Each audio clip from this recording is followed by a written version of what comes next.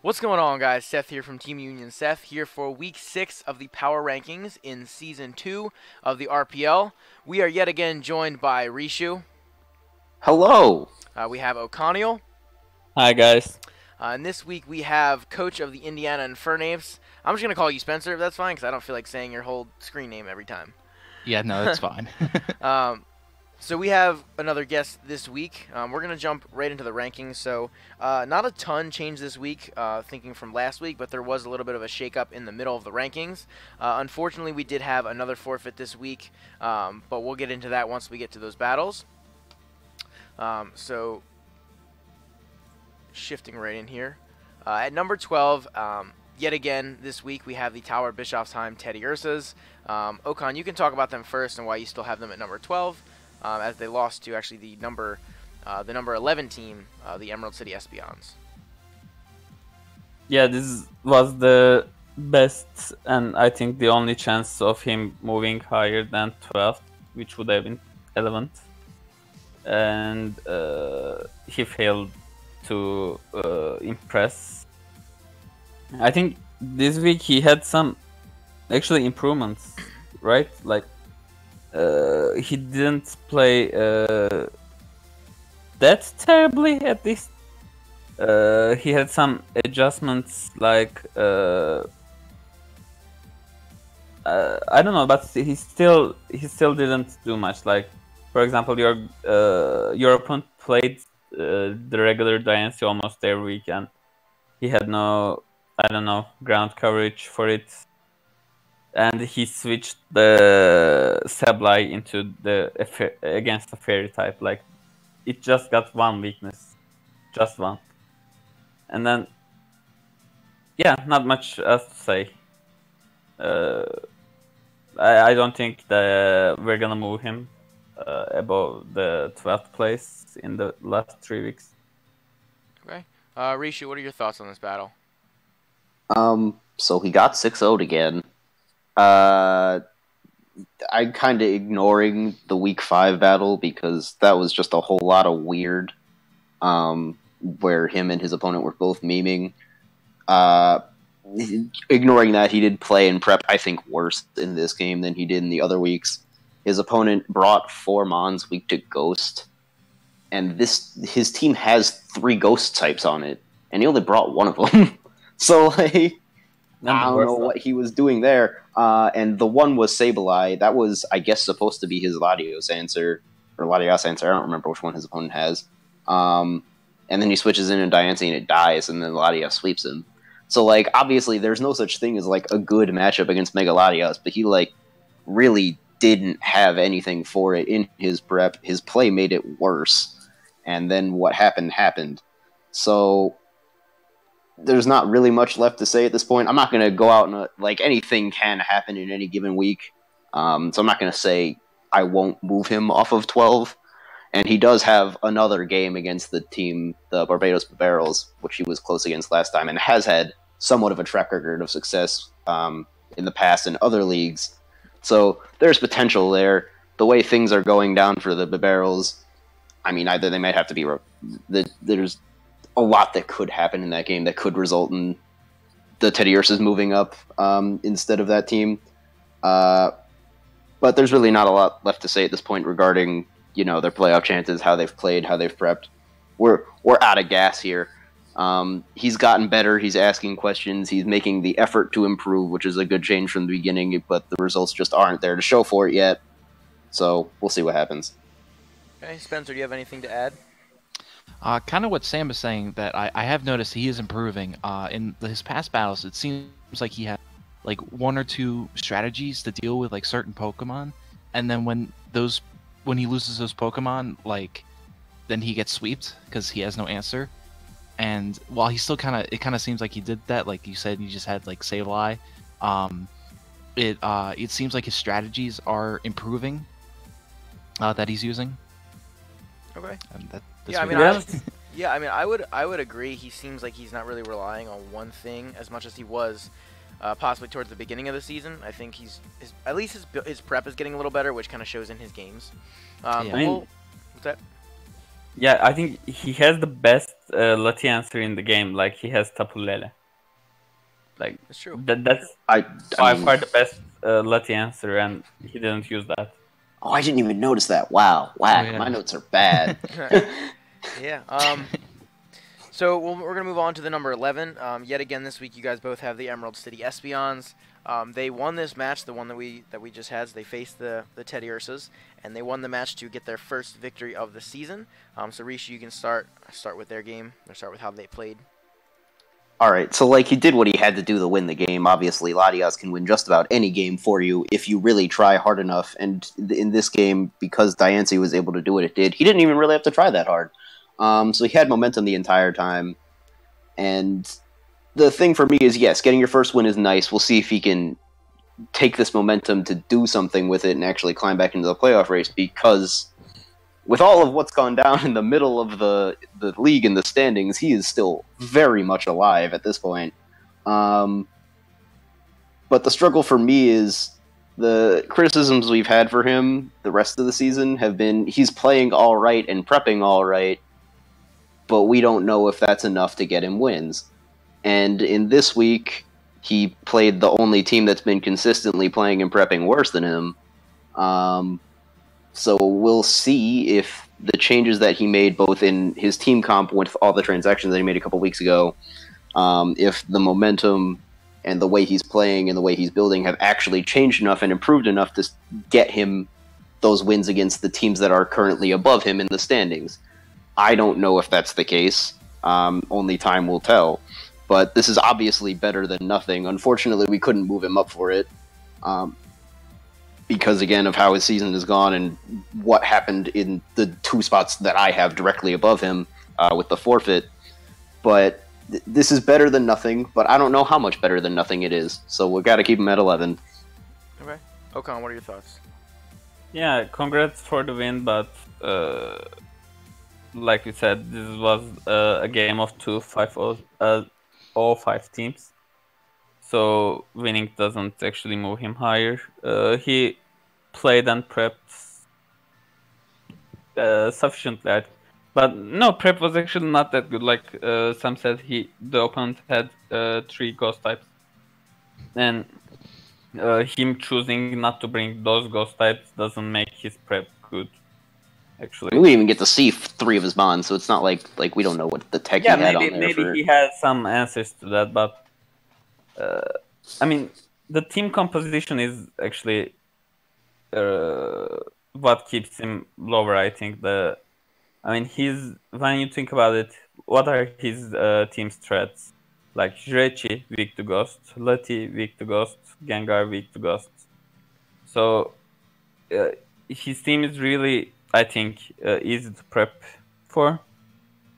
And that's actually, even though he preps and plays good, at least good, his team really keeps him low. Okay, Spencer, do you have anything to add to the Espeons? I just, I think from what we've seen, his prep is pretty good, but really, in my opinion, I don't like the fact that he led with Jirachi. I feel like Jirachi's is a very good mon to have, and if he didn't get that flinch off of Ursaring, he would have lost it, and then he wouldn't have had that, Serene Grace kind of mon for, the rest of the game, if he even needed it, which he didn't. Right, yeah. So it wouldn't have mattered, I guess, in the end game if he lost it, but in future games, I think it does matter if you have Jirachi or not. That's a very good point. I mean, in this match, just from looking at the team, Jirachi didn't have the best matchup, but that can definitely be taken advantage of, because Jirachi is something that can be very scary if used properly, and just letting it go is not necessarily the best idea in most cases. Well, that's something that he does a lot. He's been using this, I don't know, either scarfed or offensive variant of Jirachi, where he just kind of relies on hacks as his win con a decent amount. And so you're right. If he's going to keep... I, first of all, disagree, and I spoke about this last week, with using Jirachi primarily that way in a draft league, because there's so many other things that Jirachi can do. Mm-hmm. But if you're going to keep relying on that, yeah, you gotta protect it better than he has been, which is part of the reason why his play has been good, but it hasn't been good enough to get him consistent results. So yeah. So we're gonna actually move on to the next slide here. So the next two teams in the rankings, 10 and 9, were involved in the forfeit. The Hartford Hurriers took the forfeit victory over the Barbados Bibarrels. Okan, you moved the Bibarrels down 2 slots from number 8 and moved the Hurriers up 1 spot from number 10 to number 9. And Risha, you had them in the same slots they were in last week. So Risha, you can talk. We'll talk a little bit about them. I mean, do you guys have anything to say around, in terms of the forfeit or in terms of these teams? I don't have anything to say. I'm personally bewildered that Okan moved them Well, only around each other, despite the fact they didn't even play a game. I believe if they played Ryan moving. No, it's just Ryan won last week as well, I think, and I didn't move him higher, and I think like the Infernapes deserved recognition with the win, so I need to move them higher, and I kind of moved Ryan higher as well in the end. So like you gotta reward the winning streak. Like Ryan now has the 2 games winning streak. So yeah, I mean, I think it makes sense to in terms of rewarding victories or having consequences for a loss if there's a forfeit there. But we're gonna move on to the number 8 slot. Okan, we'll have you start with this one just for organization terms' sake. So your number 8, you had the Indiana Infernapes, and Risha, you had them at number 7. I'm sorry, actually, Spencer, you're gonna talk about them first because this is your team. So I will pull up the battle here, and you can talk about your game a little bit from this week. All right, so personally, I feel like I could have prepped better for this. I prepped specifically for Infernape, Weavile, and Rose Raid because I thought they were going to be like the biggest threats, and I didn't think much of some of your other mons like Slowbro. I'm like, oh, I'm just gonna go in and like just Thunderbolt it or something, and I didn't expect it to be as bulky as it actually was. So I kind of that was kind of bad on my part, and I felt like I made some bad choices that ultimately led to me losing. I can't think of any example off the top of my head right now, but I felt like I was switching a lot when I didn't need to, and I made some bad switches at some points. And that's really it. Okan, did you have any thoughts from this battle? well, I mean, he played against you like you're constantly winning. Like with this one, you are 6-0, right? So yes.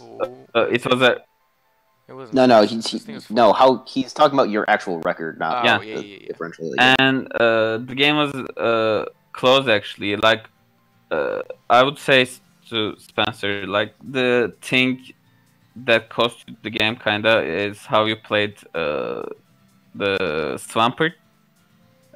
You kinda switched a lot and let that take damage, and you have actually a really easy way to bring in the Swampert with like the slowest U-turn from the eel. And the only thing that lost you the game, like if Swampert was healthy, you could have won the game easily. The other plays were really good, but you played against a good opponent, and I'm not gonna say you prepped or played badly. Just you didn't play too good enough. Okay. Rishu, any final thoughts? I mean, you guys are both saying, especially you, Spencer, you're like, I could have prepped better. I thought your prep was pretty fine. I also think this was probably your best played game of the season. In terms of prep, I maybe would have considered bringing Omastar and just not bringing Appolitoed. Because, like, Hazards could have been a big deal against Seth's team, and in a way that I don't think Rain was. You said you underestimated Mega Slowbro. Mega Slowbro eats Mega Swamperts for breakfast. Yeah. So, like, I don't really think Swampert was a viable win con in this game the way Okan does. It was certainly good in the matchup, but it wasn't, like... I don't think there's a scenario ever in which Swampert could have won you this game without a good amount of hazard support. And the in terms of play, so we had a guest, our first guest. I keep referencing him because his analysis, I think, has been very spot on so far. In week 3, he said the way you got to beat Seth is by doing one of two things. One is like really just not care, set aside 4 hours of your day for a nice 250 turn battle where you stall them out. And the other way is just going hard balls to the walls offense and just make the wildest reads you can and do a lot of damage and just beat them up. And so you, for the first half of this game at least, were really in that latter camp where you were just making a whole ton of reads and you just did a lot of damage. And so that really, like, that got you a lot of momentum early in this game. Like, the moment where you Zen headbutted with Metagross on an incoming Noivern, I believe Seth had Jolteon in. Like, I knew you were going to Earthquake, Seth knew you were going to Earthquake, the whole world knew you were going to Earthquake, and then you didn't do it. And then, so, I mean, that was a good play. Eventually, like Okan said, I think it all started to come apart when Swampert took like 60% from a U-turn by Scizor. At that point, it was going to be hard for you to win with all the switching that you kept having to do with the spike on the field. You could have tried to do something with Thundurus. You never tried 1v1ing Jolteon with Thundurus. His Jolteon set was weird. I assume that your Thundurus probably could have beaten Jolteon. I don't know. Seth, did you have HP Ice? I did not. So he had Nasty Plot, Thunder, Defog, and Hidden Power Flying. I had Volt Switch, Thunderbolt, HP Grass, and Light Screen. Oh. So I think if he had set up to +6, he probably could have beat you with HP Flying. That's a bit because you couldn't stop him from setting up with it, but he never tried that. Yeah, well, so I will say that there was the one turn where he thundered and I switched into Jolteon to get the Volt Absorb, and then he went to HP Flying. Or, I'm sorry. He Nasty Plotted, I believe. And I had... No, what was it? I don't remember. I switched in the Jolteon to take a Thunder, then I switched out to Roserade, predicting another Thunder at some point. And he gone for HP Flying, and I had the berry, the Flying Resist berry, so that was actually meant to take a +2 HP Flying from the Thundurus. So, in my defense, I wouldn't have let him get the +6 in that point because I knew I couldn't 1v1 him with Jolteon. And the plan was to essentially eat one, like be able to take an electric move with Jolteon and then get out of there. So I wasn't planning on staying in and trying to 1v1 it. In hindsight, I should have put something like Shadow Ball or something simple on Jolteon instead of the Light Screen in order to help 1v1 the Thundurus. But I just kind of never thought that in prep.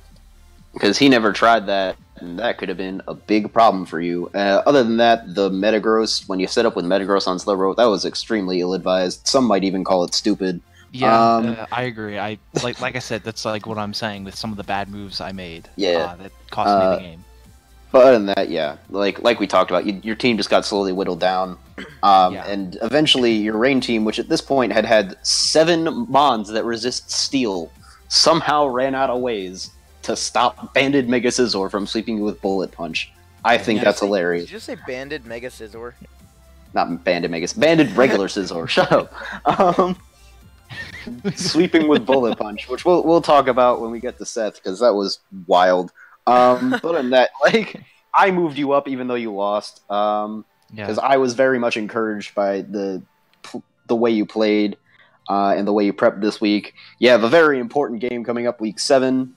I mean, breaking the fourth wall, that game got played, but like, you have a very important game this week. And so because of all that's happened, there were at the start of week 7 5 teams tied for the 6th place at 2 and 4. So a very important game against another 2 and 4 team to keep the drive for the playoffs going. And we'll see what happens, because I sat down earlier this week and looked at all the 2 and 4 teams' schedules and tried to just like map out who I think is going to make the playoffs, and I couldn't do it. I had no idea. So it's much simpler after week 7 now. Not even.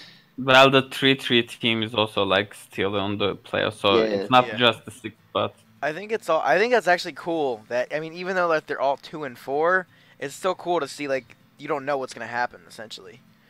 Yeah, this is why I like having a lot of playoff teams, because it makes more games at the end of the season matter. Like, conceivably, if we had only had 4 playoff teams, the season would be over. All the games week 10 wouldn't matter. By this point, given the way the season's gone, that's not the case, and I think that's very good for the league. Yeah, and right now, I mean, 5 and 6 are completely up for grabs, and even 4 isn't guaranteed yet. Yeah, it's Yeah. Paul, so yeah. Yeah. So we're gonna move on to Rishu. You're number 8, the Colorado Crawdaunts. You move them down a slot from number 7, and Okan, you have them at number 6, and you had them staying, I believe, staying in the slot, if not moving down from number 5. So Rishu, I'll let you talk about their matchup first because they did play you. So he played okay, but he got outplayed. He didn't really have any momentum past the early game. The way he set up with his Gyarados when he did was weird. The way he brought it in later on Electabuzz was also weird, even though at that point it didn't really matter. His prep was, again, okay. He got out prepped. The thing that we brought up last week, where he is falling into this rut that Paul was in earlier in the season, where he's just bringing a lot of the same sets and a lot of the same mons week in and week out. Like, this team was essentially a nice little mashup of the teams he brought the previous weeks against Okan and Seth. And I don't know how many of the sets were changed, but in the game, if they were changed, their changes didn't matter or didn't come up. So the prep being repetitive, even though the sets are all good individually, and the team comp itself is like the team itself, if you bring it once, is good or as good as this team is going to get with him only having water types at his disposal. But the fact that it is repetitive makes it very easy to play around because it's super predictable.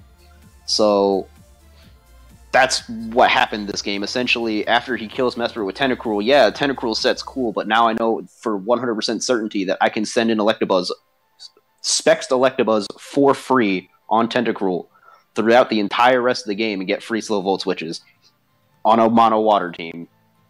Seismitoad happened to be the second thing that died, which just happened to make it easier. But like that really can't happen if he wants to win matchups against better teams. So we'll see if he notes this, because I'm pretty sure he watches these videos. So we'll see if he notes this, jots this down in a little notebook inside his very enlarged mind, and tries to get back in form, because this is now, he has lost 3 straight games. Obviously, he's had pretty tough games in that stretch. I believe he played me, Okan, and you, and nobody commented on it. In that stretch. But yeah, he entered this week 2 and 3. He lost. All of the teams that entered this week 2 and 3 lost. So it's such a wild playoff race. But again, we'll see if he can turn the slide around, get off the schneid, make some magic happen, and slip and slide into the playoffs. Pun intended. Okay, next. Okan, give your thoughts. I mean, yeah, like the prep was not bad, but also not too good, because he used the kind of the same things he used against me, the infestation tentacruel. I mean, it was good. It's actually really, really good against some teams. Like it should beat Vape 101, Tangrowth 101, Mesprit. Oh, it's not beating that Vape one-on-one. Oh, all right, go ahead. It would. Like, what did you had? I had Synchronize. How much does it do? That's 120 base power psychic move. Yeah. Okay. Sure. But still, doesn't it won if you if he had Rain Up with toxic? Nah, because it does like 65%. Okay then. And still. Like at least it could have it beaten Mesprit, it could have beaten Tangrowth, maybe the ghost type you had, what was it? Cofagrigus. Yeah, that one. I mean, but I would have expected seeing how he used it against me if I were you. I think you did as well. So it's kind of repetitive, but the play was okay. He told me he didn't know Volt Switch takes you out of the infestation. So he tried to infestate the Electabuzz, for example. Or what else he said? Oh, he didn't... I think he doesn't do the calking during the games. So he said he thought HP Electric would have killed the Gyarados. So he didn't sort Dragon Dance. If he were to Dragon Dance against Vape, the Z-move could have killed. I mean, we kind of prepped together, so I thought the +1 kills. No, +1 did kill, but I would have protected, or I could have protected. I don't know if I would have. Yeah, so he at least should have tried that, you know? Yeah, for sure.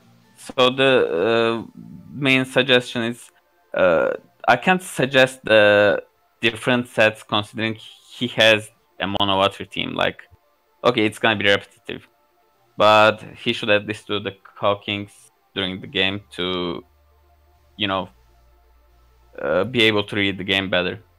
I mean, there's variety you can do with mono water. He hasn't brought Critdra yet. He hasn't brought Scarfed or an offensive Pelipper yet at all. He hasn't even brought Mantine or Poliwrath or Feraligatr once at all. So actually is a pretty good mon, and he just has that. So, I mean, there's variety there, and I think as someone with as much experience with mono water as he has, he should be able to explore that. So, and he was doing different stuff earlier in the season. I just think he found sets that he likes, and he's falling into the I like this trap, and against better teams, it's just not gonna work. But Spencer, Spencer, what are your thoughts on this battle? So frankly, I thought he started out pretty well. He was had some setups with like Stealth Rock, and setting up that rain, and that Tentacruel. I was surprised how bulky that Tentacruel was. Take on the Mesprit, but he had momentum at the beginning, but then he soon lost it. As soon as he lost Seismitoad and Kingdra, his entire team was open to getting sweeped by Electabuzz and Tangrowth, and there was really nothing he could do about it. So that was kind of something I think he needs to work on in the future, is watching out for getting sweeped like that. Yeah, I mean, this is very prescient advice. I think you guys hit the nail on the head. I think he just needs to mix it up more. I think, like you said, he's been bringing the same mons each week in and week out, and you can't do that. You can't do that in league format, let alone with a mono water team. I mean, he's got to start mixing it up. And like you guys said, he's well in the playoff race. He started the season off 2-1, which was really good, and then he's just kind of been downhill because I think he's gotten complacent with the mons, like you said. So if he can just start mixing it up and bringing different things, I don't even think he has to change his play or prep or play a whole lot better. I think just bringing different things and mixing it up will benefit him tremendously coming down the stretch and potentially net him a playoff spot. So let's move on. We have the Bloomington Glooms Okan at your number 7 slot, and Rishu, you had them at the number 6 slot. I believe they stayed the same. They might have moved up. I think they moved up a slot for you. I'll actually move on to that slide here. I moved them down. Did you? That's right. You did move them down. 5. You did move. He lost to Paul, is it right? Yeah. Yes. So the Bloomington Glooms did lose to the Twinleaf Town Torterras. As you guys can see, Paul is now at number 5 for both of them. But Okan, why don't you talk about the Bloomington Glooms here first?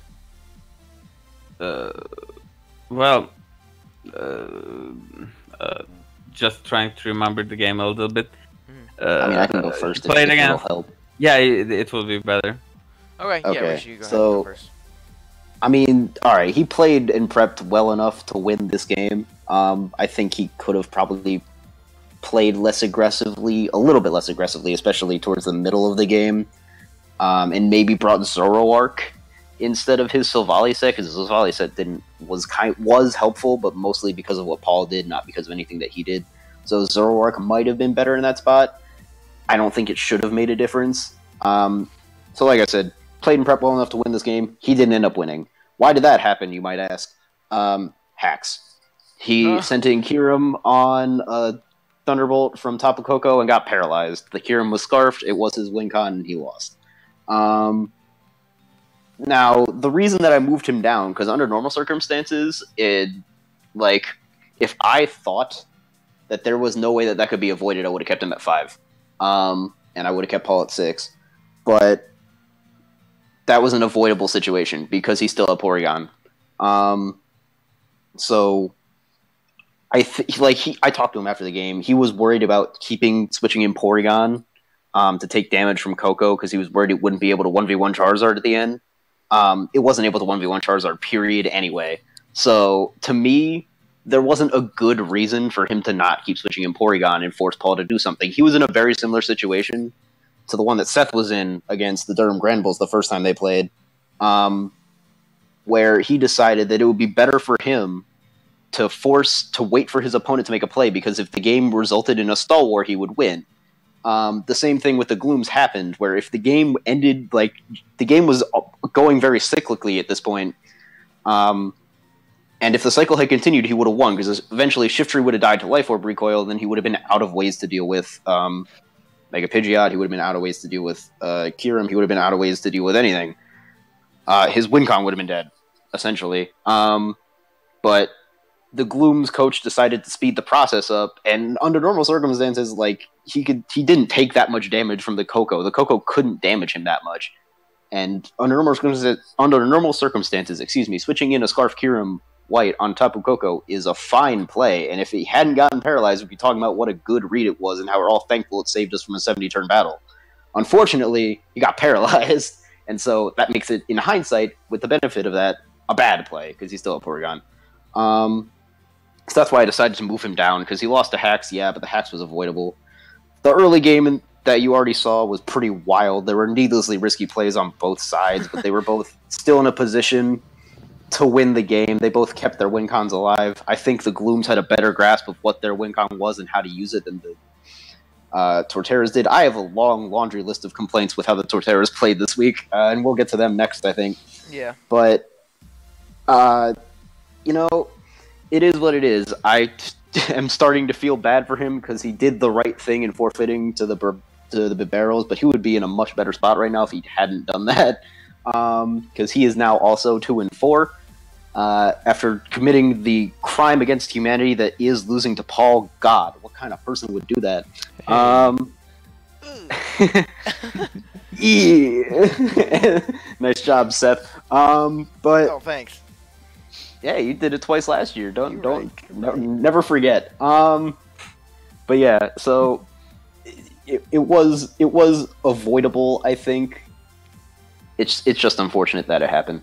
So, had to move him down, but I don't feel good about it, and I'm sure neither does the Glooms coach. Yeah, so Okan, you can give your thoughts now that you've seen a little bit of the battle. Yeah. I'm going to talk about both of them, actually, since they're my 6th and 5th, I think. They're 7 7 for you. 7 and 5. Yeah, but go ahead. We're going to Paul next anyway. I'm gonna say that he kinda played good, but he had some. I mean, there was some mind games in the middle, like constant switching between Rotom, Porygon, and Pidgeot, and Paul switching between the Shiftry, Hitmonchan, and Tapu Koko. And I think he tried to play it safe there, and Paul took the risks, and Paul got better of him there. He played with the aggressive switch-ins, aggressive doubles, and I think Paul took the initiative there and just chipped in the things. And I think he was he played pretty good with Hitmonchan. Hitmonchan was really important in this win, because the Glooms had no switch-ins to the Drain Punch. So he knew that he played that pretty well. Staying in, what was it called? The Mesprit? Which one of the fairies the Glooms had? Azelf, okay. Maybe staying in there was kind of risky. But if I remember correctly, he had Assault Vest, so I'm pretty sure he can survive on... It was a physical Azelf. Oh, Zen Headbutt would have destroyed him. Oh, okay. I didn't know that. But he went for Ice Punch because she thought Shifter was going to come in. Yeah, the aggressive plays kind of paid for the Paul. But the turn earlier, he Draco Meteor to King or the Greninja, even though Tapu was sitting right there, and he had a Cresselia still. So Yeah. it went both ways. They both played. The aggressive play worked for both of them. I wouldn't say he lost because of the hex, because I mean, after just when it was just the what do you call it? No, 100%. He lost because he did lose because of the hacks. If the Kyurem got in and didn't get paralyzed there, something on Paul's team was going to die, and he could keep doing it until the game was over. But the crest, as long as the crest was at like 50-something%, it couldn't take 2 ice beams. He wasn't, and it was toxic. He wasn't in a position like if the Kyurem does not get paralyzed there, I'm almost certain wins that game. How much the ice punch does, ice beam does to Charizard? To Charizard, it did. Why? I think we saw it. It did like 60%. Really? Yeah. I mean, Zardwise, bulky especially. I mean, we could rewind the replay if you want. Yeah. I'm kind of surprised to hear that, you know. But still, I wouldn't say it's just the hacks. I think Paul played pretty good. Like Paul made some good reads and played to his outs. I wouldn't say that the Glooms were the one knowing how to win. I think for Paul it was, you know, like just weaken some things and then either Coco or Charizard can win. Modest Scarf Ice Beam does min 59. Wow. So I think he actually also got a low roll. But yes, go ahead. Yeah, I'm still saying the same thing. Like Paul played good. I wouldn't just say he played for the hex. The switches between the Shiftry, Coco, and the Hitmonchan was really good. He just got rid of the Pidgeot kinda easily. Do you know that Nogart and Sun affects the Hurricane? I just wondered that. Hurricane, no. Nogard overrides the... Nogard's alright, right? Yeah, so the Hurricane couldn't miss, but the Fire Blast also... No, I just wondered that. Yeah. He kind of missed a lot of Fire Blast and Focus Blast this game, right? He missed a bunch on Porygon, but they ended up... Yeah. They didn't matter. Yeah, I would say there's no... I don't think there wasn't too many misplays on either side, so I kept them both in the same spots, I believe. You moved the Glooms down a spot. Who did I move higher than? Because everyone seems to. He didn't. I don't know who you moved higher. Yeah, because everyone. I don't think he moved the Glooms down. Yeah. I don't think he moved the Glooms down. Let me check. He might not. Seth moved them down. I thought I remember putting the arrow there. I Put don't the arrow believe. on everything. I think the Glooms stayed where they were for you. Yeah. Okay. Actually, very professional guys. No, they might have moved up. I don't know. They were around the same spot. Anyway. They were around the same spot. Okay, Spencer, that's good. Spencer, why don't you give your thoughts on the battle as a whole from both sides, and I'll play it again just so we can all kind of see it. So, frankly, I felt like both sides played pretty well. It seemed like just kind of like a huge prediction battle on both sides, and I know that's kind of how Paul plays, is that he just tries to predict everything that you're gonna do, and that's just how he plays. I think that's why, because he had a feeling that Azelf right at the beginning was gonna use Ice Punch because he's thinking he's gonna switch into Shiftry, so that's why he kept in Hitmonchan. It's pretty bold and risky, but it worked out for him. So unless, you gotta think that Paul's going to be trying to predict your every move, so if you can try and work around that, you'll be able to beat him. But there's just some strange things, like keeping Hitmonchan out a lot of times when he didn't need to. He could have just switched easily. I think it was later on in the battle. And also, I was looking at the Tapu Koko. Did it have like HP Rock or something? Yes. I believe it was HP Rock. I don't understand why he did.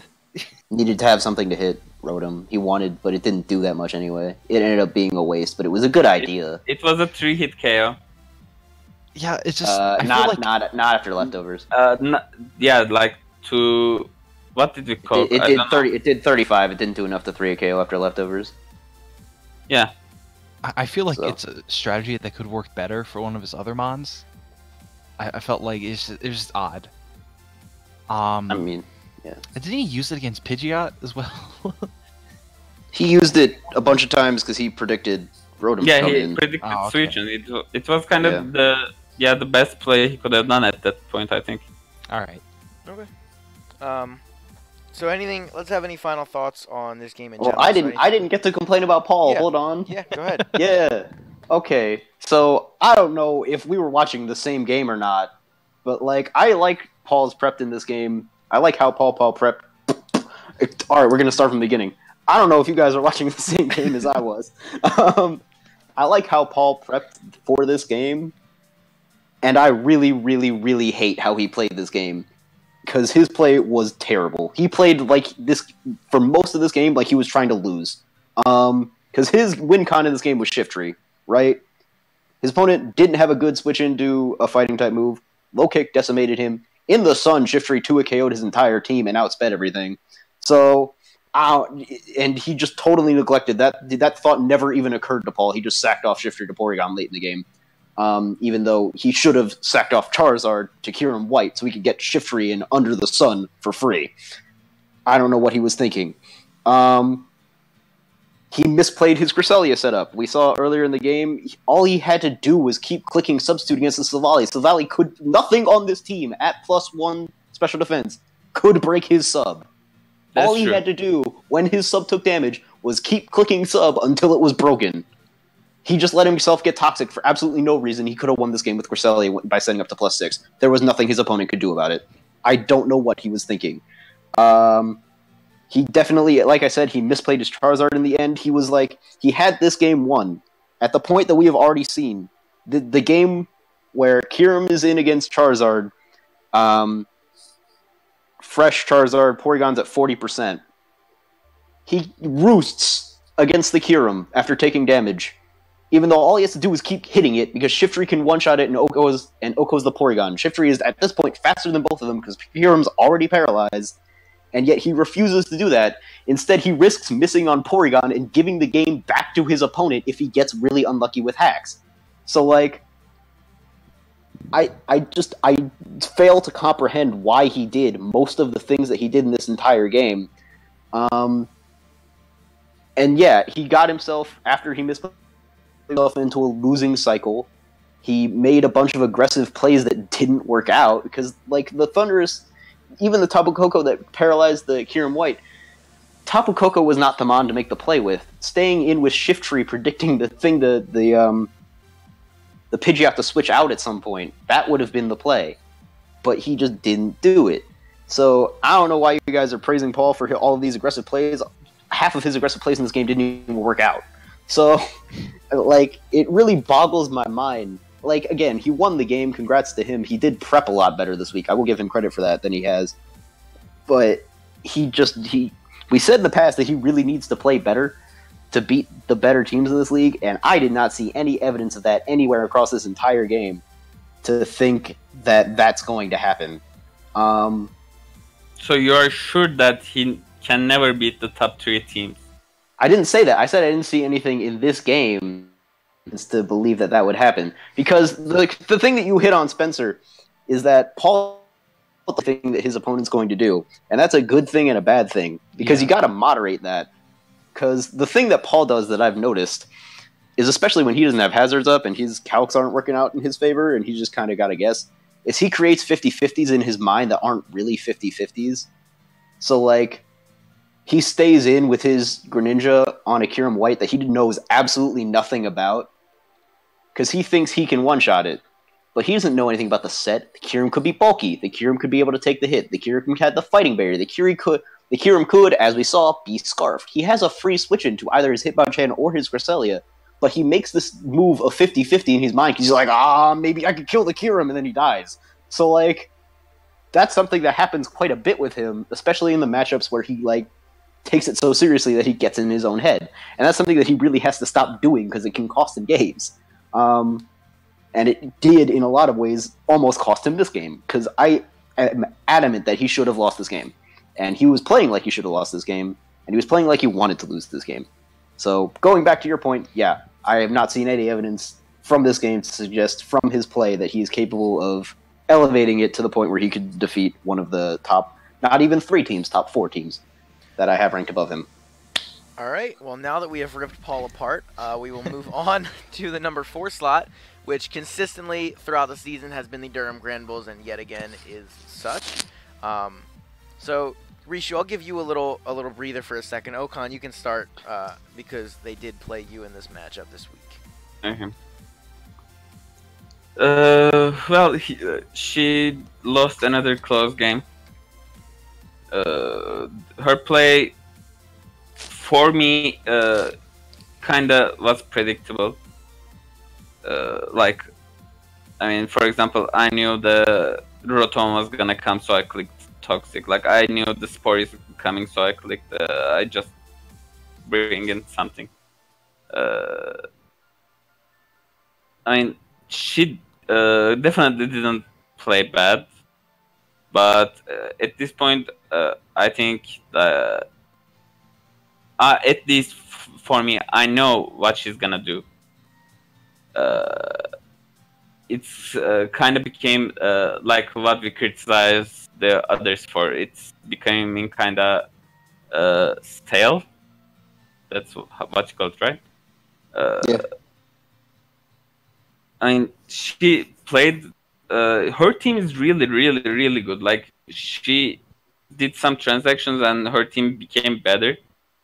So she has at least that's going for her. But I mean, I think Metagross came into the every game, and Metagross, okay, it's a great man, but you could have just leave it out just because, you know, to confuse your opponent or something. And Oh, that's a hot take. yeah, for example, I think she should have left it out on her week 7 game, which she didn't, and Metagross was kinda useless. Spoilers. Spoilers! Oh my god. Not Alright, yeah, we'll talk about that next Preview. week, because I do strongly disagree with that as well. But go ahead. Yeah, we're gonna discuss that next week. I mean, she played against me, so it was kind of the 50-50s in the end. Like, if I think if she didn't get that flinch, it wasn't even the 50-50s. But with that, it came into if the Mianshaw could have killed the Aggron, and then it came into if it killed it, it would have been the mind games between Blissey and Mianshaw, because the Mianshaw would have died to Shadow Ball from Blissey, and Mianshaw could have only killed with high jumping, which I could have protect against. So it was kind of mind games, but we didn't come into that because Aggron is such a good boy. Yeah, I want to comment on that real quick. When I saw this game, so Okan, we all know you've been winning by some pretty large differentials all season, and Fuzzle takes almost every game that she loses, pretty much every game that she loses, I think, to a really tight differential. And I saw this game come down to the wire, and I was like, I knew you had won, but I was like, I was so really curious. hoping I would. No. I was so curious of how you won, because when it came down to Mienshao, like against the last 3 mons, I was like, there's no way he can win. And I was like, you know, she got rid of the Metagross, and then it comes to Aggron, and then I saw the high jump kick didn't kill, and I'm like, oh, that's why. And I'm like, because I've played with Mega Aggron in League format before. I love Mega Aggron. I think it's ridiculous, and its defense is incredible, and just the fact, like, if that high jump kick had taken out the Mega Aggron, you could have very easily lost this game. And I think just that alone proves how good she is, even though she's still 2-4. Like, Definitely. Like, she's good, but I mean, her team might be the best. Like, after the changes she made, her team overall might be the best team. I want to say I power ranked it 1 from the. This was my week 0 #1 team. Now you're hearing Okan is just. He's feeding my opinions. I was right the whole time. It was my number 2. So like. Yeah. And she made changes which moved her to number 1. Nah, it was always me. I had the third eye. I saw. If we are talking about stealing ideas, wow. Yeah, I have a feeling I know where this is going, and I'm kind of upset, but it's okay, because we'll get to that when we talk about my team. We're gonna get to that. Yeah. Is it my turn? Yeah. Yeah, it's your turn now. Okay, so I think her prep was a little bit worse this week than it has been in weeks past. She was clearly, or she said she was very fearful of the Toxapex. One of her ways to get around that was she brought the Perish Song Altaria. If you're bringing Perish Song without a way to lock in the Mon that you're trying to Perish Song and stop it from sweeping, or stop it from switching out, it's pointless. It doesn't do anything, it's just a waste. She had a block, didn't she? It doesn't learn block. She didn't use it, but... No, it does not learn block. It doesn't learn anything that can... It doesn't. I looked this up this morning. It looked like, yeah, it doesn't learn Whirlpool. Really? It doesn't learn Block. It doesn't learn Mean Look. It is a pointless idea to bring a Perish Song Mega Altaria unless you are playing doubles with a Shadow Tag Mon. So I don't think that set was a good idea. She has been bringing Altaria quite a bit since she picked it up. Altaria is not that good. Like, the sets she's been bringing have been good sets with Altaria. I'm just not sure I agree that on her team, where she has so many more useful Mons than Altaria, that she should keep bringing it. Like, I understand why Clefable didn't come to this match. I understand why certain other Mons she has on her team that I can't remember off the top of my head that are way better than Altaria didn't come to this match. But, you know, when you're, like, again, very prescient analysis from our week 3 guest. When you're deciding between 2 Mons in team prep and you can't, and you like are just so torn, pick the better one. Like, that just usually works out better, which is why I think you should be fired as an analyst for ever suggesting that someone should not bring Mega Metagross to a game. But that's beside the point. Her play was pretty good. You say that you could predict her the entire game. It was predictable, but it almost worked. She almost won anyway, so I can't fault her for that. I mean, when she put Mega Aggron to sleep, maybe she could have gone into Mienshao there instead of Zangoose and still had that around later in the game. That was kind of a misplay, but she didn't know what your Mew set was at that point, and it was at full health, so if it was a defensive Mew, that would have been just a waste of time. She didn't, this week, have any issues with 50-50s that have bugged her in the past. This was a pretty luck-indifferent game, I would say.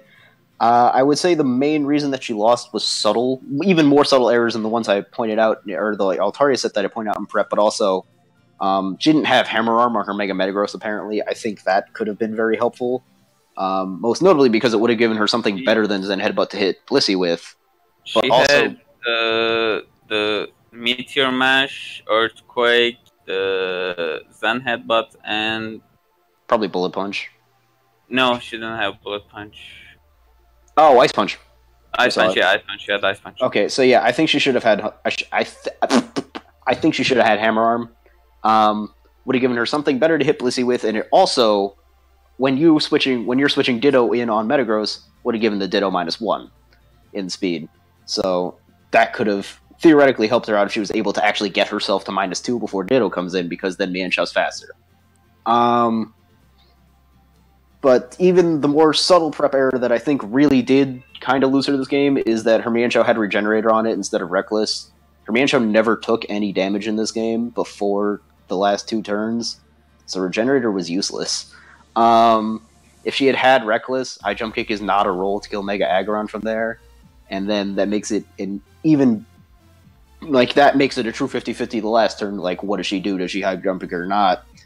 I guess you can make the argument that it wouldn't have mattered. She should have had Drain Punch. I don't know. That would have been a question to answer in team prep, and that would have totally altered. Have done that much to Mega Aggron, but it would have totally altered the way she played the. Guaranteed 1-hit KO with Heavy Slam. Okay. I guess it doesn't really matter, but it would have totally altered the way she played the game if she had Drain Punch instead of High Jump Kick, so I don't know what would have happened. It would have eliminated 50-50 against Blissey. That we know for sure. Yeah. So even with what happened, she was still in a good position to win against the team that we think was the best, because I'm pretty sure High Jump Kick was a roll, correct? So, like, she didn't get that roll. Yeah, we don't know it was what would have happened. We don't know what would have happened in the 50-50 the next turn. So yeah, she's now on a 4-game losing streak, which feels really bad, man. But like Seth has said, all of her losses have been 1-0 or 2-0. So at 2-4, she still has a positive differential, which means that because all of the other teams in this league are 2-4, or it seems like all the other teams are 2-4, she's still in 6th place. Feels good, man.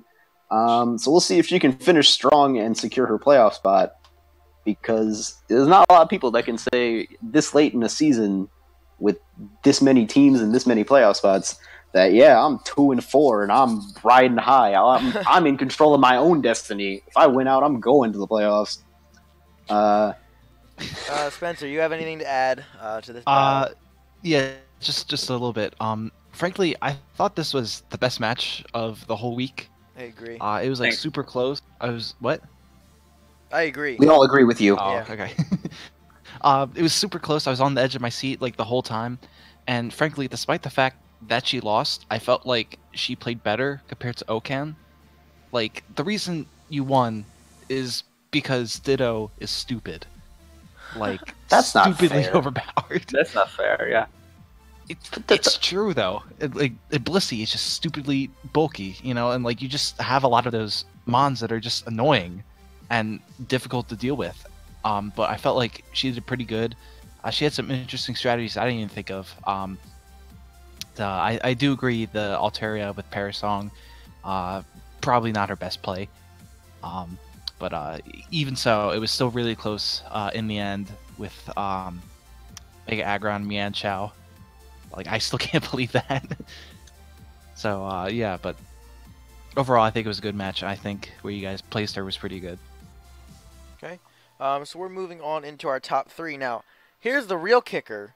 Okan decided to switch it up and bring the Appolitodes down to number 3 and put my Fearows up at number 4. So, Me too.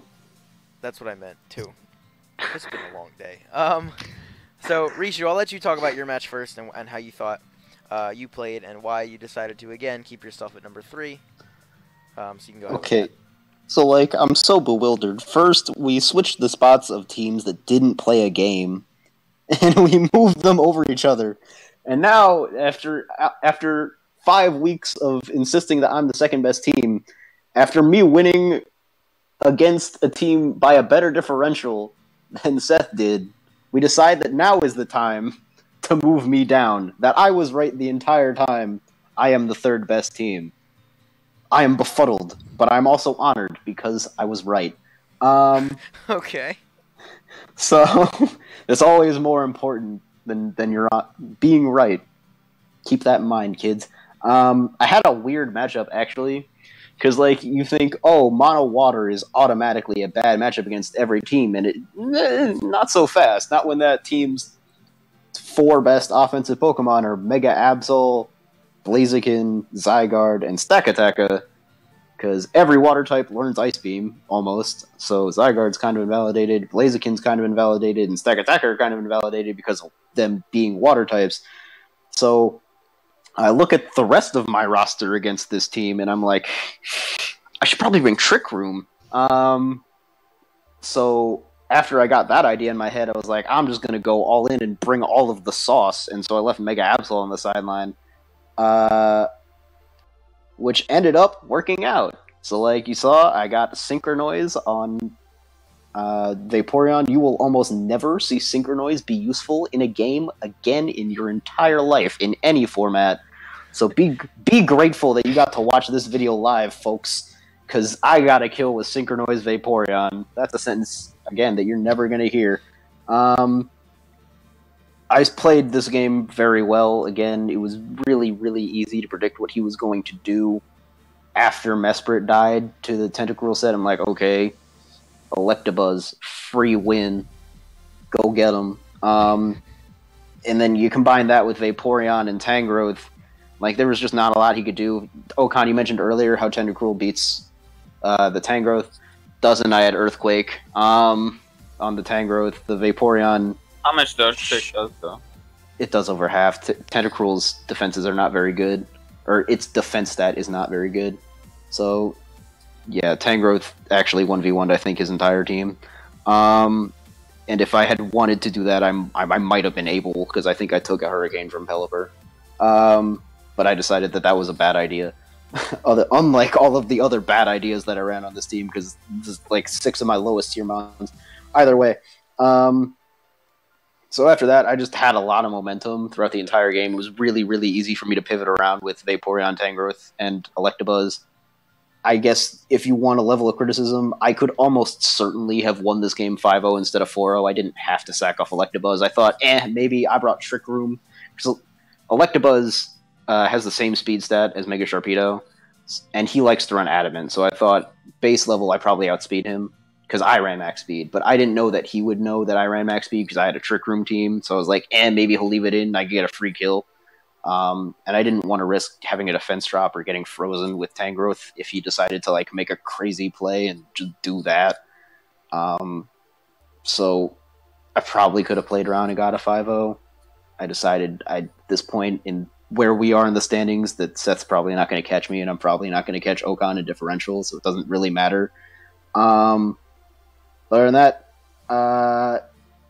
maintained a consistently high level of play in prep. Not as good as Okan, not as good as Seth, because Seth's a better player than I am. He is superhuman, as we have been saying.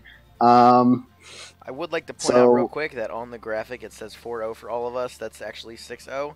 I just missed. You didn't change that last week either. Yeah, I just missed that because I was rushing to fix it. Wow.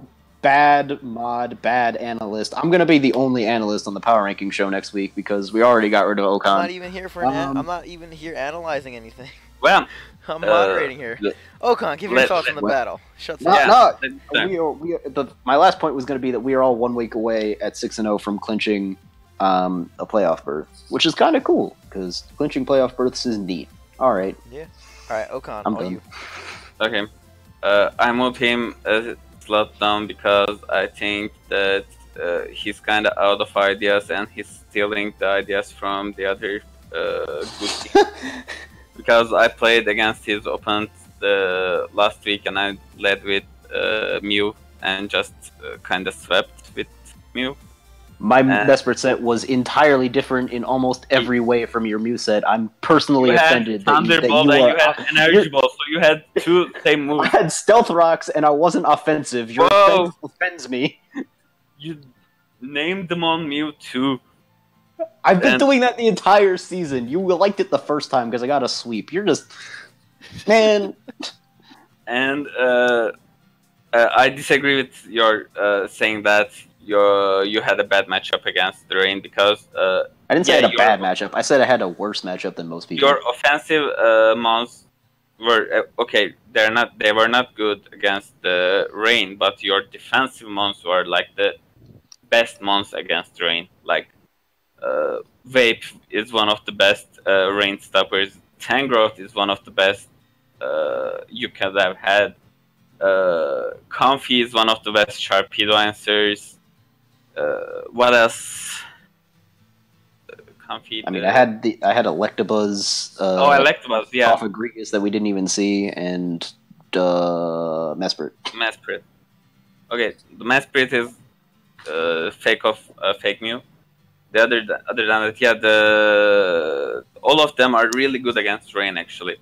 So your defensive mons was really, really hard to break, and his only win con, I think, was Gyarados.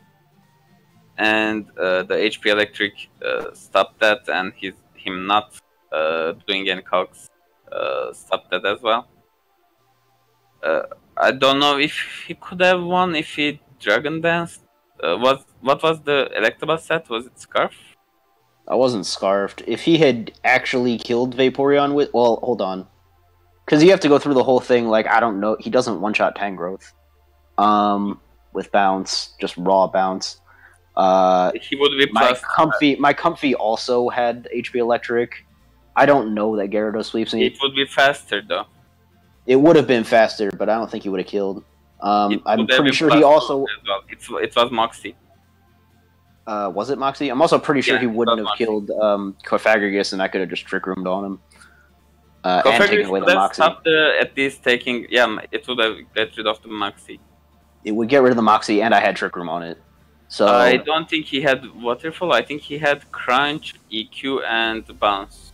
Alright, so I have no idea what would have happened. Again, all of this is moot, because I could have just... Yeah. If he had set up, I might have predicting a Z move. Yeah, true. I don't know. I did have... My point is, he only had one mon that could have won against your defensive court. So, I mean, your prep and play was again kind of okay, but like you said, this game could have gone to 5-4. But I appreciate Trick Room actually. I think you had 3 mons with Trick Room. I had correct? 3, yeah. Yeah. Yeah, that is correct. That's good. That was pretty good, but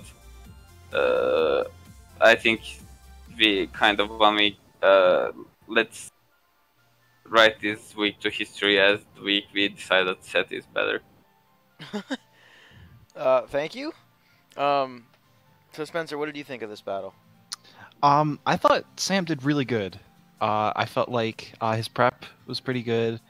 And the Trick Room strats were pretty interesting. And like I think everyone who watched it, I was not expecting the Synchronoise Vaporeon. Definitely.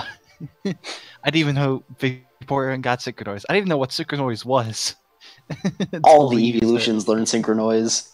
You're welcome. So it was really interesting strategies that you came up with to deal with the Mono Water team. And yeah, that's really it. Also, wait, I can't leave this without giving credits to A-Drive, from whom I derived that set, because he used the Synchronoise Vaporeon once against a Keldeo a really long time ago.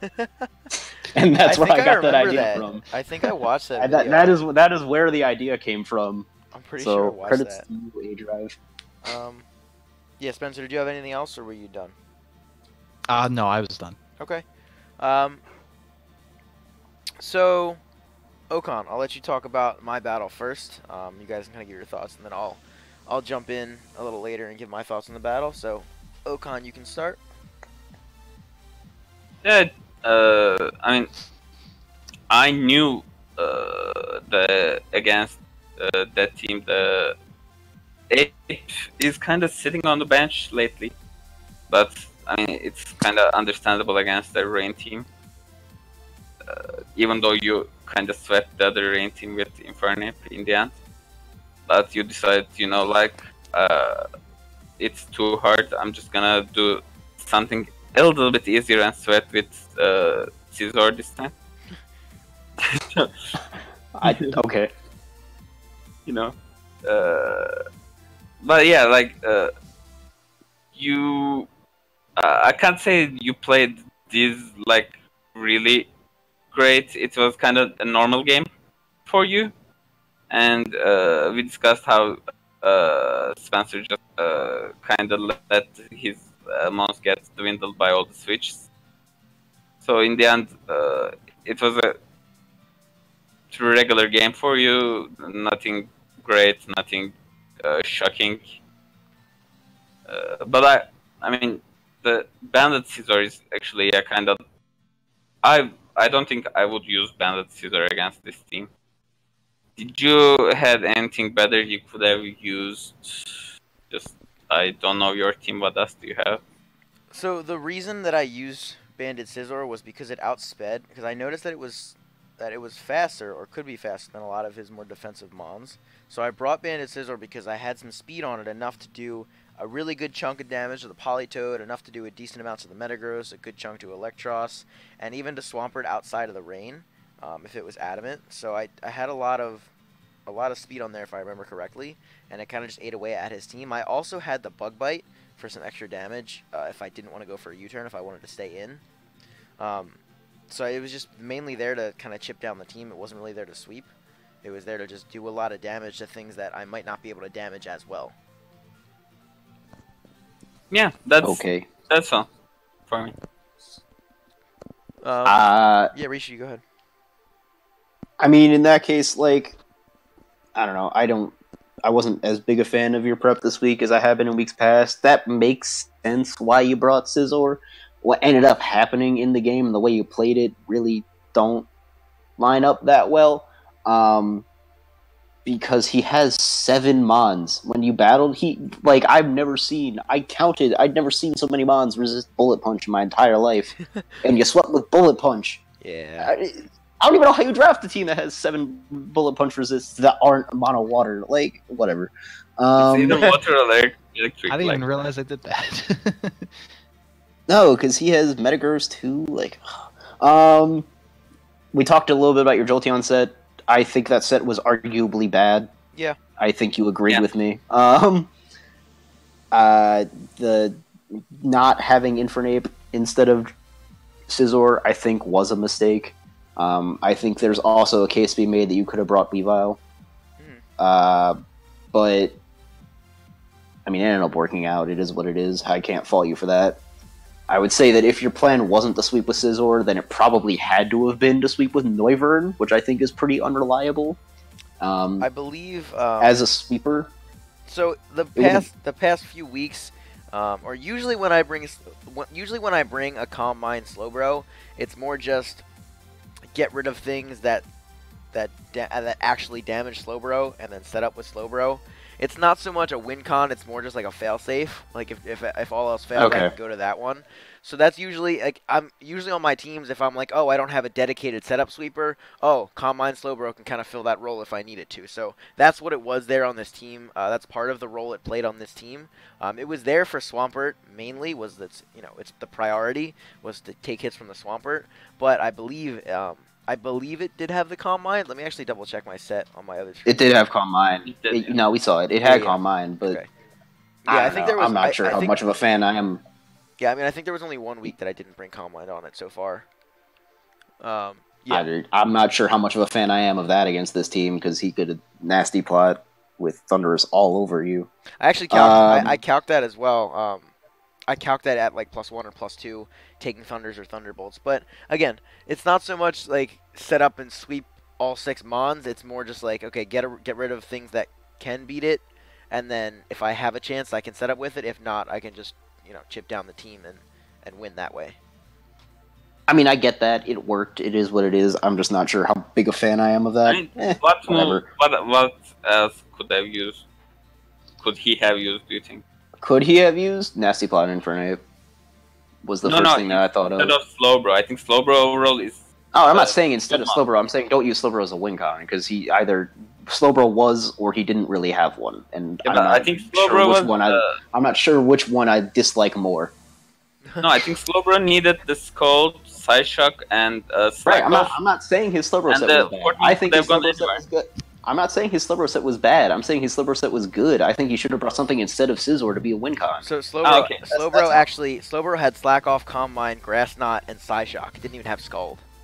That works that's worse too. Yeah, everything you're saying is making this worse for you. that's kind of worse against Metagross Balls.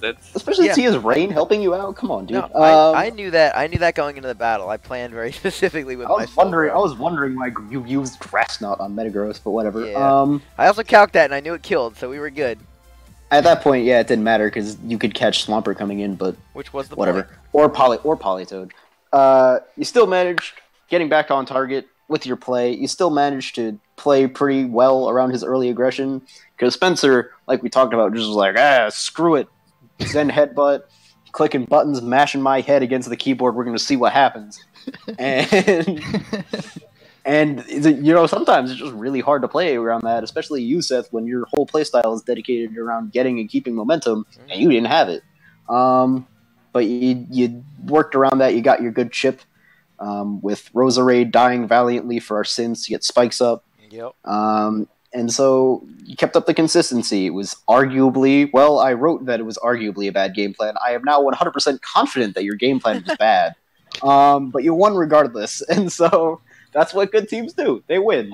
So I don't have anything else to say at this point. It is what it is. So Spencer, you can give your feedback before I give my thoughts on my own battle. Yeah, I just want to say, it seemed like you were adapting pretty well to my strategies, and like what was being thrown at you, and you were able to work around that and came out with a win. I still can't believe you didn't bring Infernape. But like, I literally thought I looked at every single one of my mons and thought like how Infernape could beat them. You can do that in any matchup, though. That's the beauty of Infernape, because like you can be like, oh, I've done that before when I played Infernape. Like, oh, if he brings these specific 4 moves, I'm gonna get 6-0'd, and like the Infernape person never does that. So yeah, I learned that the hard way. But like he brought Infernapes like 5 times in a row, like every single match except this one. And that's the mind game. Bring him. Like, it's just the one match he doesn't bring Infernape. I was totally prepared for Infernape. Yeah, I found it funny afterwards. Afterwards, you put in the chat, you're like, he brought Infernape against Mono Water, but doesn't bring it against me. And I believe in the first version of this team, I did have Infernape, but I couldn't figure out a way that I could use it effectively how I wanted to. But just to give a little bit of feedback into my prep and play, the Jolteon set definitely could have been a lot better. Looking back, I probably would have either foregone Light Screen for like Shadow Ball or something that could hit the Thunderous. I actually thought about Synchronize on it as well to help with the Thunderous, just because it did more damage. I'm pretty sure it's actually after we had discussed your set for that week. I sent you my set, so yeah. Yeah, I think afterwards when I built it, and I was like, all right, well that's still base 120 power move. It's a lot of damage. Then I was like, you know what? Nah. I basically kind of figured that Jolteon, like I said before, was more of a come in, take an electric move, force out the Thunderous, and then make a switch.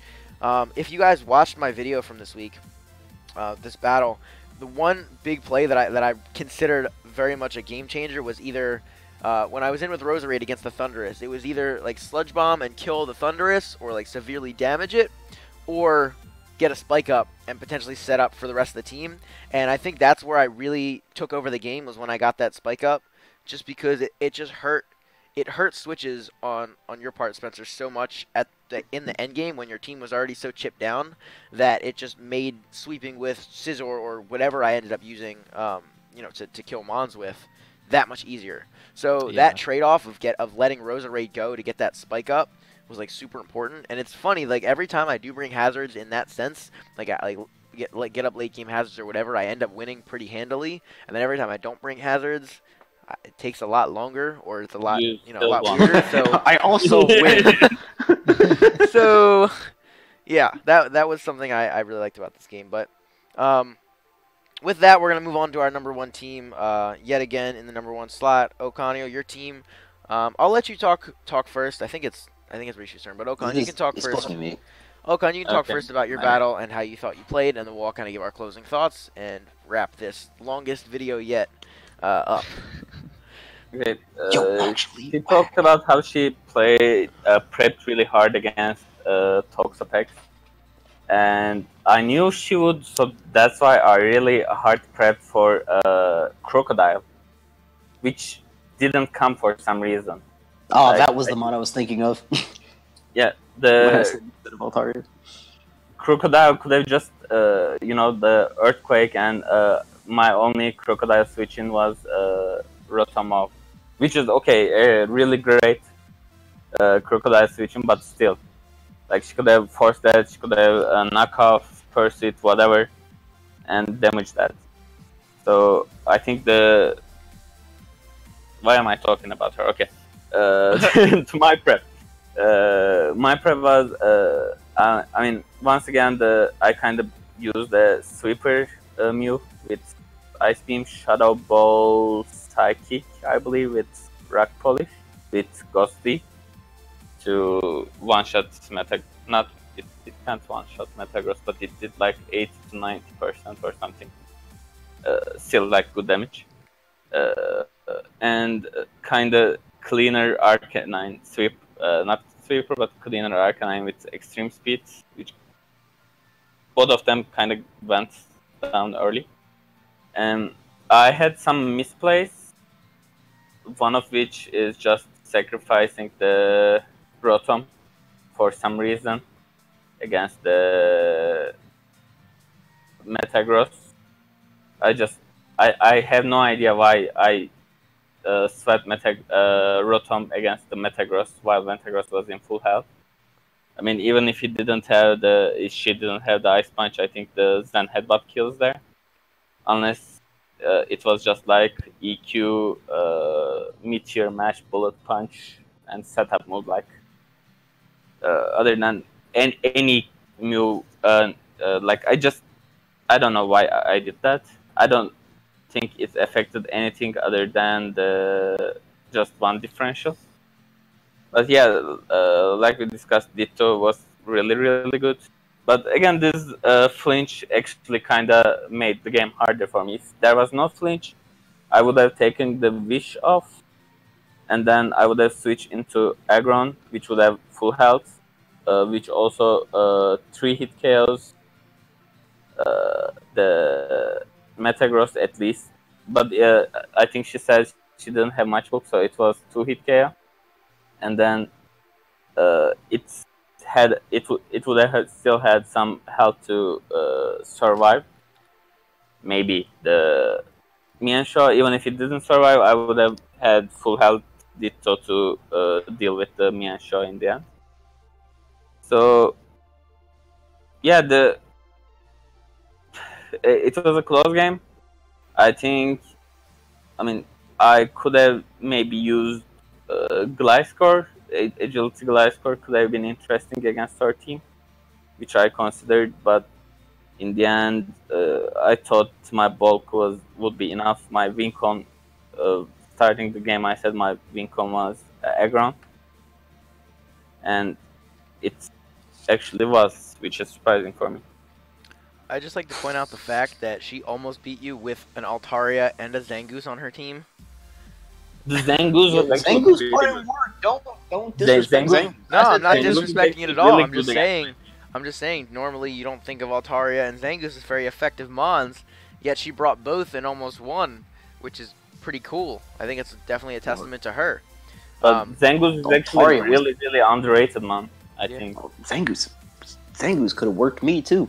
I'll go. Yeah. It's my turn. It's my time. This is the first week that the words Okan had a bad matchup popped into my mind, and you won anyway.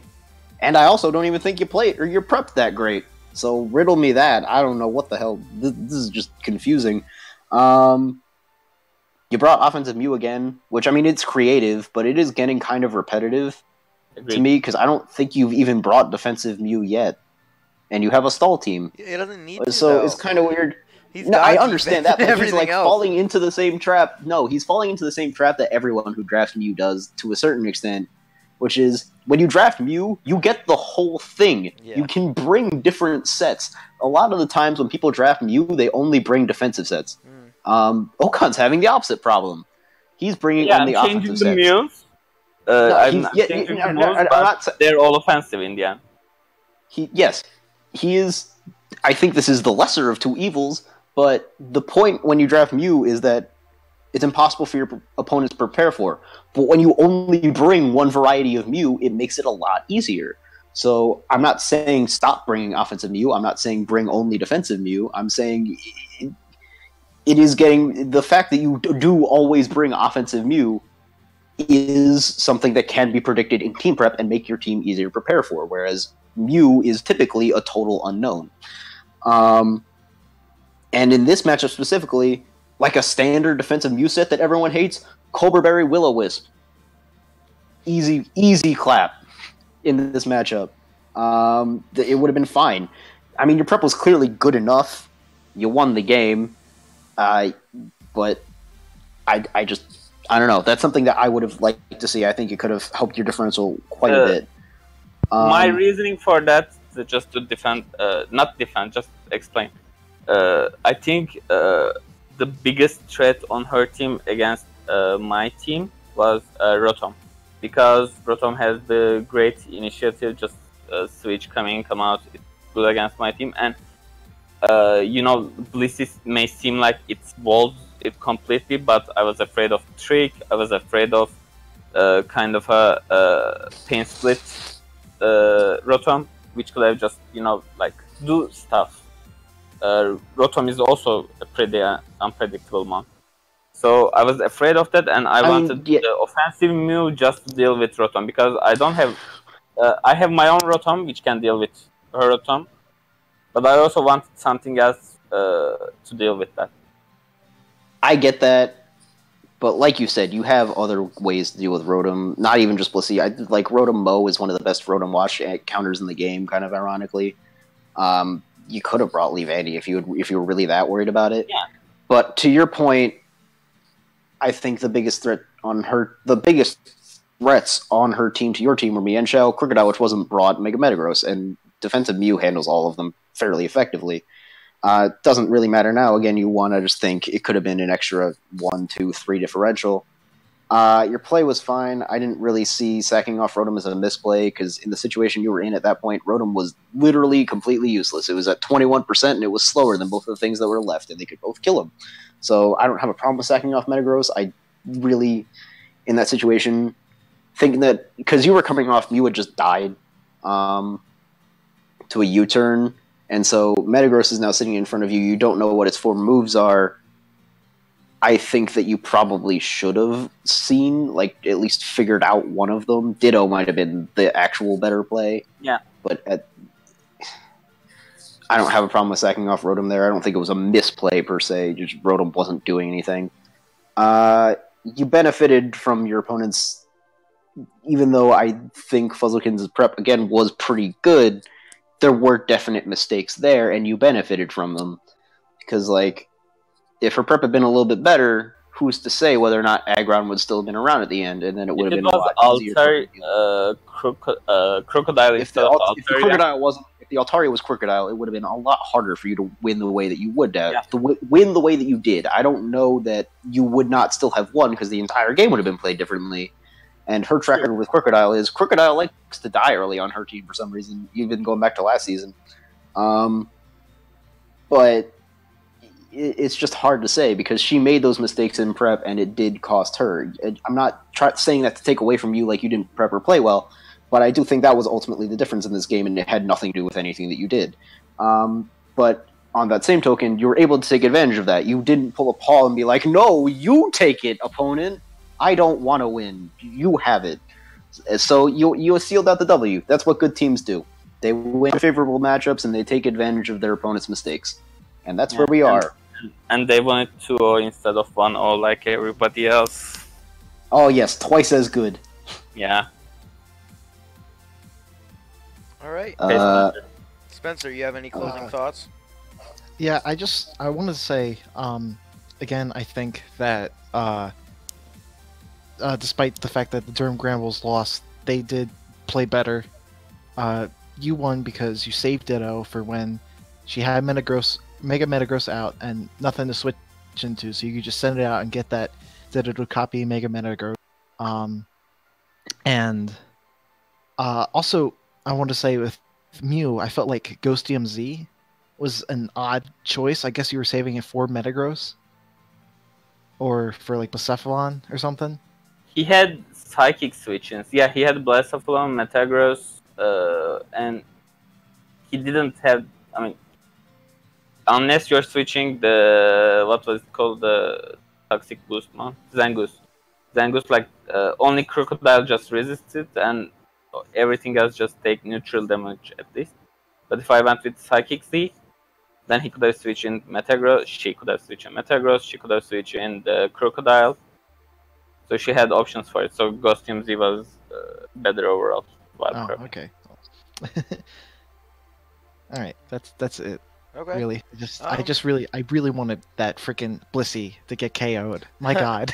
I like how you said that you didn't bring Toxapex because you didn't want it to die. So. No, that was kind of joking, but Blissey wasn't really. I mean, Blissey could only stop the Blacephalon effectively, which was already being stopped by the Blissey. So it was kind of useless game.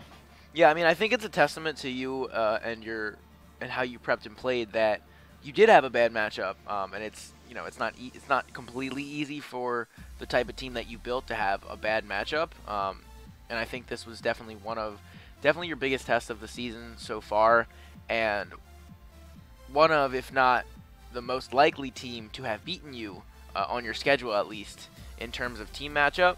And I think, like I said, it's a testament to your prep and play that you were able to do pretty well around it, and then prep pretty well around the matchup, and then therefore play well in the game as well. So we're gonna slide over to our final screen here and close out. So thank you guys so much for watching. Week 6 is concluded. We are slowly getting towards the playoffs. A few teams are looking to clinch playoff spots next week, and then a couple teams following after that.